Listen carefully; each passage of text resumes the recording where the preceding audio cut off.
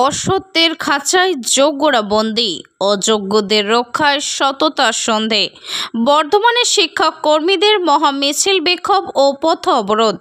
প্রবল বৃষ্টি উপেক্ষা করেই হাতে প্ল্যাকার্ড, বুকে দাবির পোস্টার, মাথায় ছাতা নিয়ে রাজপথে নামলেন হাজার হাজার শিক্ষক শিক্ষিকা ও শিক্ষাকর্মীরা। বৃহস্পতিবার পূর্ব বর্ধমান জেলার বর্ধমান শহরে অনুষ্ঠিত হলো এক বিশাল মিছিল, বিক্ষোভ সমাবেশ ও পথ অবরোধ, যার আয়োজন করে ফোরাম অফ প্লেডিং জাস্টিস এবং বেঙ্গল মাদ্রাসা এডুকেশন ফোরাম। বর্ধমানের আলিশা বাস স্ট্যান্ড থেকে শুরু হয়ে এই মিছিল শহরের বিভিন্ন পথ পরিক্রমা করে কার্জন গেটে পৌঁছে শেষ হয়। সেখানে বিক্ষোভ সমাবেশ অনুষ্ঠিত হয়। এই কর্মসূচির জেরে কার্যত অবরুদ্ধ হয়ে পড়ে শহরের প্রাণকেন্দ্র কার্জন গেট এলাকা। বিক্ষোভকারীদের মূল দাবি ছিল স্কুলে বৈধ এবং যোগ্য শিক্ষক শিক্ষিকাদের চাকরি ফিরিয়ে দিতে হবে, অবৈধভাবে নিযুক্ত দাগী শিক্ষক শিক্ষিকাদের অবিলম্বে বরখাস্ত করতে হবে এবং মাদ্রাসায় শিক্ষক নিয়োগ দুর্নীতির তদন্তে সিবিআইকে দায়িত্ব দিতে হবে। ফোরামের সভাপতি ইসরাউল হক মণ্ডল জানান, রাজ্য সরকার আমাদের চাকরি কেড়ে নিয়েছে, সেই চাকরি ফিরিয়ে দিতে হবে। রাজ্যের ব্যর্থতায় শিক্ষক শিক্ষিকাদের সম্মানহানির প্রতিকার চাই। দাবি না মানা হলে আন্দোলন চলবে।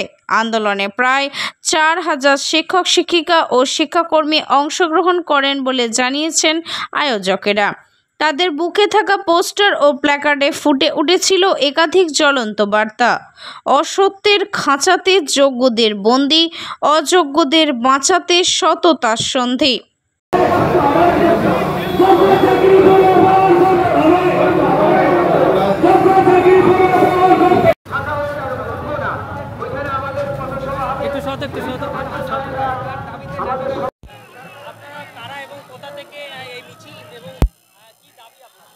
আমাদের দাবি, রাজ্য সরকার যে চাকরি কেড়ে নিয়েছে, রাজ্য সরকারের সম্পূর্ণ ব্যর্থতা এবং দুর্নীতির জন্য যে চাকরি হারা হয়েছে, সেই চাকরি ফিরিয়ে দিতে হবে এবং সমগ্র শিক্ষা ব্যবস্থার প্রতি মানুষের যে আস্থা, শিক্ষকদের প্রতি সে আস্থা এবং সম্মান দুটোই ভুল লুণ্ঠিত করেছে।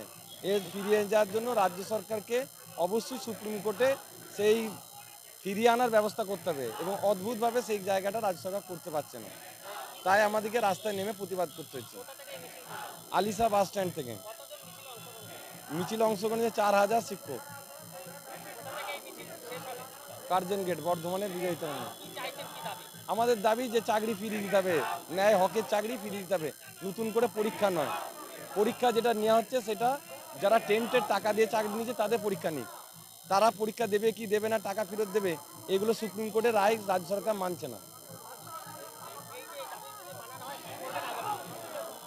সুপ্রিম কোর্টে দ্বারস্থ হতে হবে, মানুষকে, জনগণকে সচেতন করতে হবে। সমস্ত রাজ্যের মানুষ একদিন প্রতিবাদ করবে।